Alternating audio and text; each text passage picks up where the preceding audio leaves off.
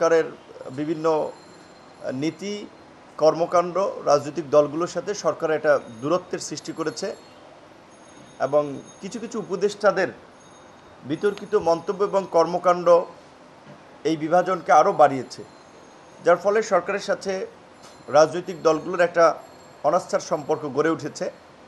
আমরা বারবার এই জুলাই আগস্টের সংগঠিত গণহত্যা এবং বর্বরতার বিচার, রাষ্ট্র সংস্কার এবং নির্বাচনী রোডম্যাপের কথা বললেও আমরা বিচার সংস্কার কিংবা নির্বাচনী রোডম্যাপ কোনোটারই কোনো সুস্পষ্ট দিক নির্দেশনা বক্তব্য সরকারের কাছ থেকে পাই নাই।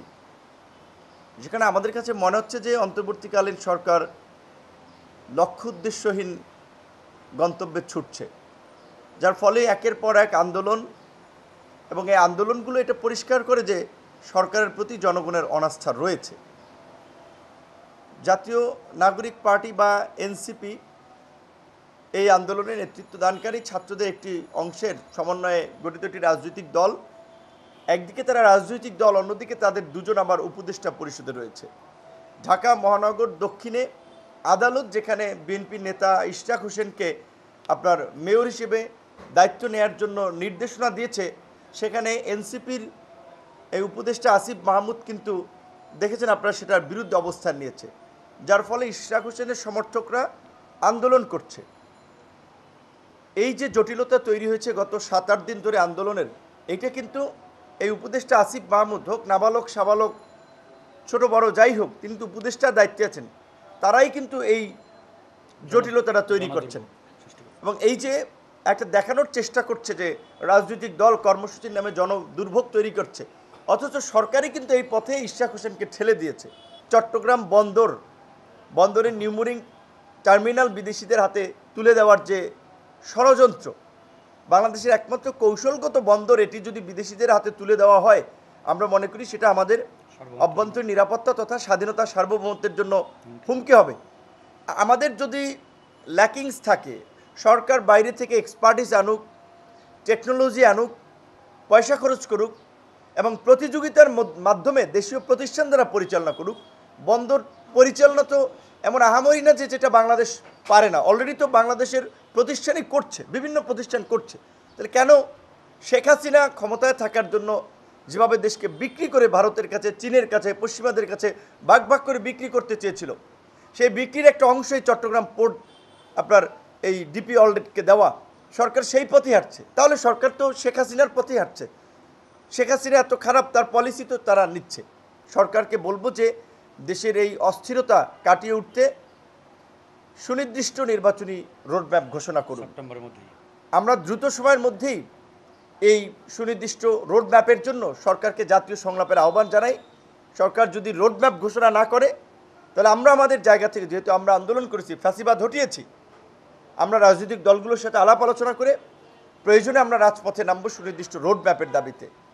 একই সাথে একটা বিষয় আপনারা লক্ষ্য করেছেন যে গতকালকে এই জাতীয় নাগরিক পার্টির নেতা এখন অনেকে ওইখানে গিয়ে নেতা হয়ে যাচ্ছে, যারা আগে বিভিন্ন রাজনৈতিক দলের আপনার অখ্যাত নেতা ছিলেন কিংবা রাজনৈতিক দলছুট, বিভিন্ন জায়গার দলছুটদেরকে নিয়ে একটা দল গঠন করেছে, যার নিবন্ধনই এখন পর্যন্ত হয় নাই।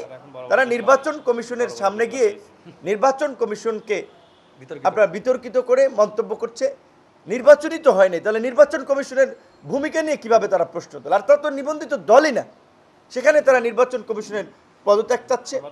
অথচ এই নির্বাচন কমিশন গঠনের সময় তারা সহ কিন্তু সবাই আমরা মতামত দিয়েছিলাম এবং আমরা মনে করি এগুলো নির্বাচন পেছানোর জন্য ষড়যন্ত্র এবং এদেরকে কারা ইন্ধন দিচ্ছে এই বিষয়গুলো খতিয়ে দেখতে হবে এবং রাজনৈতিক সচেতন মহলকে এই বিষয়ে অকেবাল থাকতে হবে যে এরা কেন এই নির্বাচন কমিশন বাতিলের দাবি তুলছে হঠাৎ করে, যে নির্বাচনই যারা করে নাই এবং যাদের নিবন্ধনই হয়নি তারা কিভাবে নির্বাচন কমিশনের সামনে গিয়ে বিশৃঙ্খলা করে।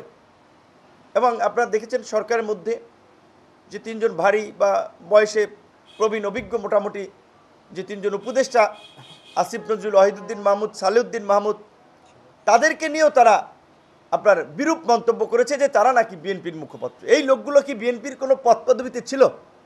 আসিফ মাহফুজ যত নাগরিক পার্টি করেন, একসাথে রাজনীতি করেছেন, তারা তো নাগরিক পার্টিতে আছেন।